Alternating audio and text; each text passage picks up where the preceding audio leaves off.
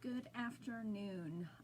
Been partially missing some of the words of the day, but I'm going to do word of the week, partially because I used during, let me back up. I'll also show you my thought process, which sometimes can be a little jumping around. But during Lent, one of the devotion book I used was by a woman named Marilyn Chandler McIntyre. And it was a wonderful time of reflection that she offered each day. And I found that she had another book called Word by Word, taking a word a week and reflecting on it. And so there's like a daily reflection for each of those words on that one word for a whole week, 7 days. So what I thought I would do, I would invite you to get the book if you'd like. I will put a link in the chat, in the comments after we're done. But I thought I would also just share some of my own reflections on the word and invite you to do the same during the week. So if other things come up during the week that you'd like to share, you could add that in the comments or give me a call or a text. Let me know. Share your own reflections. But this week's word is listen. A couple notes on that. Just I've been noticing a little bit more in the past few days that as I get out of my car or get out of my house and I go outside, there's much more to listen to out there, isn't there?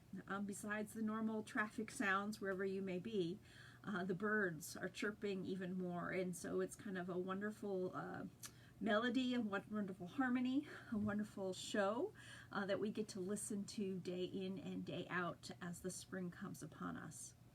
But also as we think about the word listen, how do we also listen to one another?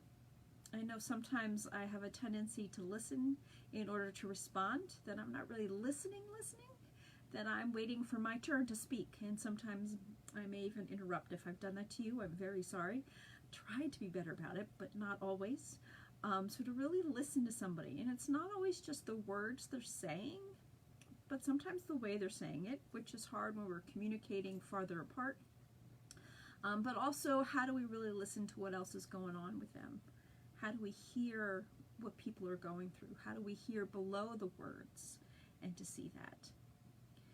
We also then are called to listen to God, to listen to nature, to listen to one another, and to listen to God.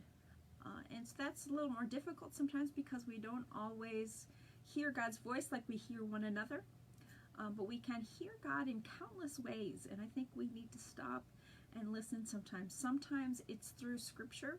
It's through a piece of scripture, or maybe even a song. It doesn't even have to be a churchy song.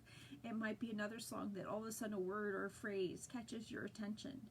Maybe it's in conversation with someone else. Maybe, as Marilyn McIntyre suggests in her book, maybe it's not even somebody you like very much, but God is using them sometimes to speak to us nonetheless. God's speaking all the time, but sometimes I think we cloud our ears so much with so much other noise, with so much background noise. You know, you just have something on in the background, you're not really listening to it. But we're called to stop and listen to God, to listen to each other, and to listen to creation. So what are your thoughts on that? What are your thoughts on listening, or how you've been able to listen, or how you've heard God, or how you've heard really others? So you can share that in the comments or let me know. As I said, I'll put the link in the comments of the book that I'm talking about, the author that I'm talking about. She has a number of books and very, very wonderful reflections. I think she's also here on Facebook and Twitter and the like. So if you'd like to learn a little bit more about her, her name is Marilyn Chandler McIntyre. So we'll talk to you again soon, and we'll be listening to you again soon. Listen, for God is speaking. Take care. Blessings.